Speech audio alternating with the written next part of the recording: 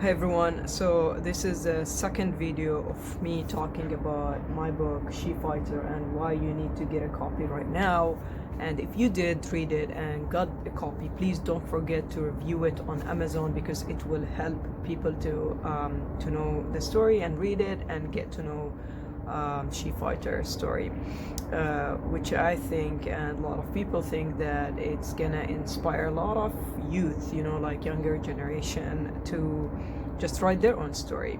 And the reason I wrote it and I wanted to spread is because I want to inspire a lot of people to know that if I can do it, you can do it, and challenges are there to just make you stronger. So I'm gonna mention what other people told me about the book and what they liked about it. So the first few chapters I did talk in details about my childhood.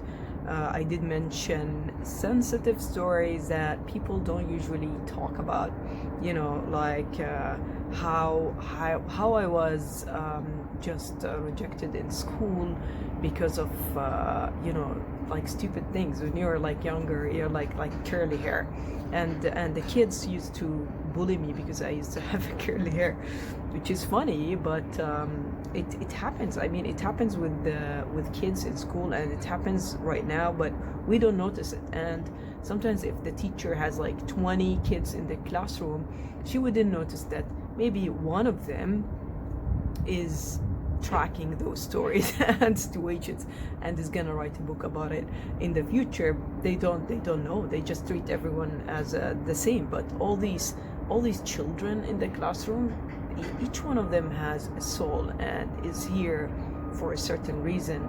So sometimes if you're a teacher, you might find a student that is interesting. You might think that they have a bright future, but it's not necessary, because a lot of people thought that I'm just gonna pursue sports and I'm not gonna be that person that they thought I would be.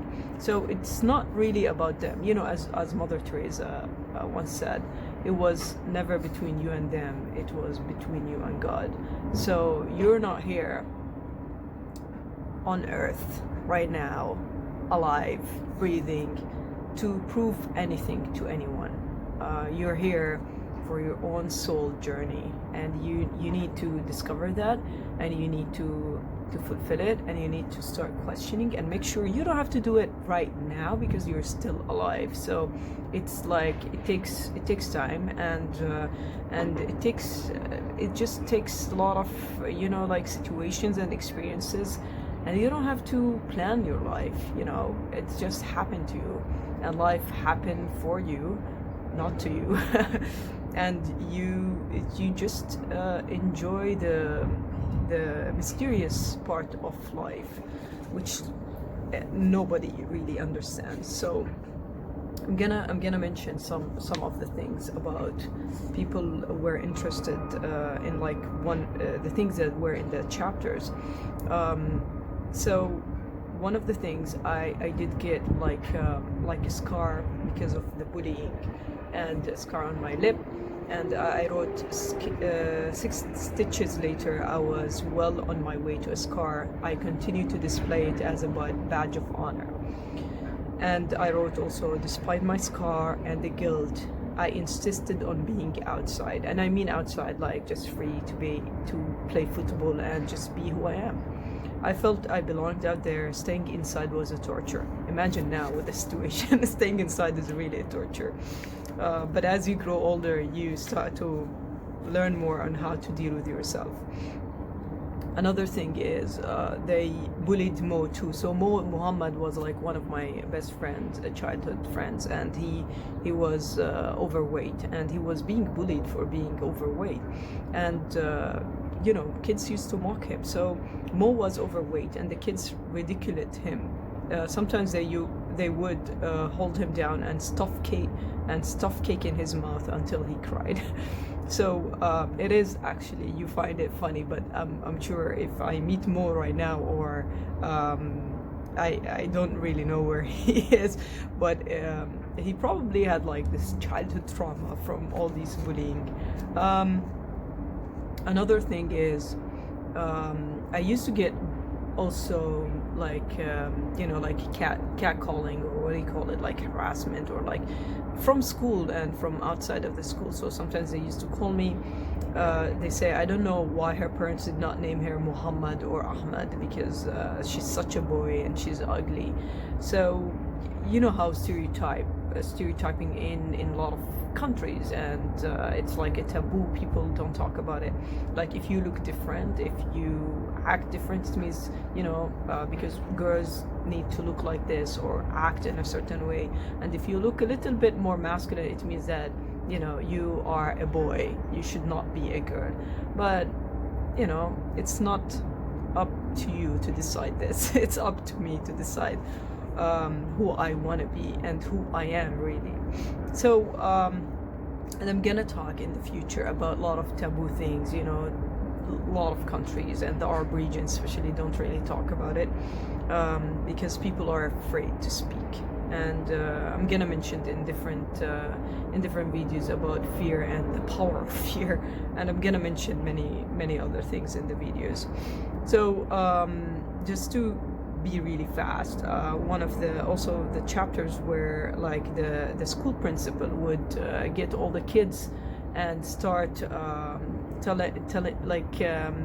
talking about their ranking and grades in a really loud voice, which embarrassed a lot of kids. And this day where it used to happen, it was like the worst day ever for me, because if I failed in one lecture, I get slap on my face with the same amount of failing that I like. Let's say if you failed in 2 lectures, you get 2 slaps in front of all the kids.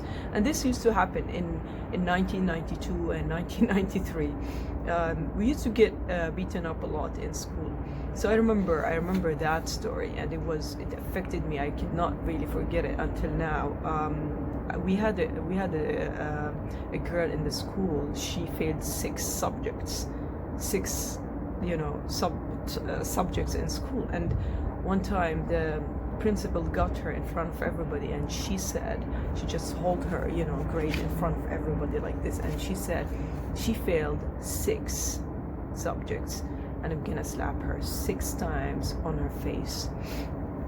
I was so angry to watch this. It's like watching someone being killed in front of you and humiliating their soul, who they are. And she started slapping her really hard.